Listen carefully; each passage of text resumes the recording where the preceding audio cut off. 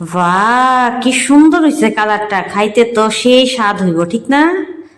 ও মা, এত সুন্দর কালারটা এমন হয়ে গেল রে, কি হইলো, কি কারণে হইলো, কিছু বুঝতে পারতেছি না। আপনারা কি বুঝতে পারছেন? আচ্ছা, দেখি কেলিগে এমন হয়েছে, তো চলেন আমরা দেখি কেলিগে এটা এমন হইলো, মূল কারণটা খুঁজে বার করতে লাগবো। তাই আজকে মায়ের খুব বাইনা করছিল, বড়ি আছে বানাই দিতাম, তাই লেগে দেখেন চিনি শিরা বোয়াই দিছি। শিরাটা একটু জাল হইতোই, আমি ভিজাই রাখছিলাম বড়ি দিয়ে 1 ঘন্টার মতো, নরম হয়ে গেছে গা। এখন সেই বড়ি দিয়েও চিনি শিরার মধ্যে দিয়ে লাইছি, দিয়ে তার মধ্যে দিয়ে এলাম স্বাদ মতো। ও বন্ধুরা, স্বাদ মতো কি দিম কইতে পারেন? আচ্ছা, কইতে লাগতো না, আমি দিতাছি। স্বাদ মতো দিছি লবণ, আবার একটু কালারে লেগে হলুদ দিছি, আর ঝাল হইতে করে শুকনো লঙ্কার গুঁড়া দিয়ে দিছি। দিয়ে আবার নাড়াইয়া সারাইয়া লো ফ্লেম করে নাড়ামো, নিয়ে রাখা দিব, যাতে চিনি শিরাটা বড়িটার মধ্যে ভালো মতে অ্যাডজাস্ট করতে পারে, আর খাইতে যাতে সেই স্বাদ লাগে, বুঝলেন না? দেখেন কি সুন্দর হয়েছে না কালারটা, দেখতে কি ভালো লাগতেছে। আর যে তরকারি এই বই আর বড়ি আচার এই বই, এই যে শব্দটা করে না, আমার কাছে খুব ভালো লাগে। দেখেন মোটামুটি হয়ে যেতেছে গা। আর তার মধ্যে কি দিতেছে জানেননি? চাট মশলা। চাট মশলা দিছি, আর একটু গোলমরিচের গুঁড়া দিছি।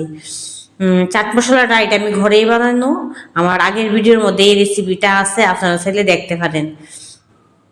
আর যদি না পান কোয়েন, আমি আবার আপনারা কইয়া দিম, বা আবার বানানোর চেষ্টা করুম, কিভাবে বানাতে লাগে ভিডিওটা আবার আপনার সামনে শো করুম।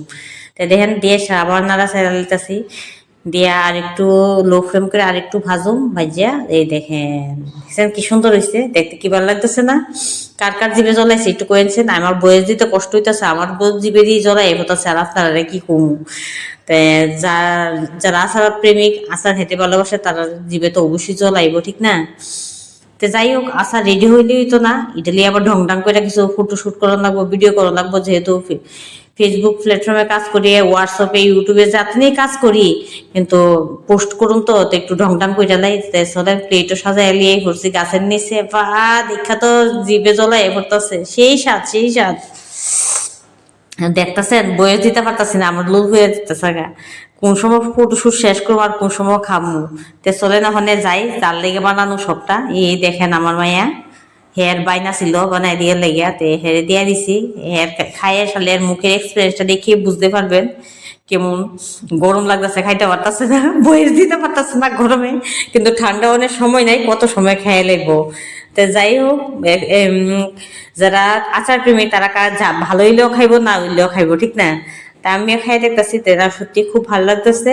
আর আপনার কাছে কেমন লাগছে একটু জানেন, ভালো লাগলে লাইক কমেন্ট শেয়ার দিয়ে পাশে থাকেন।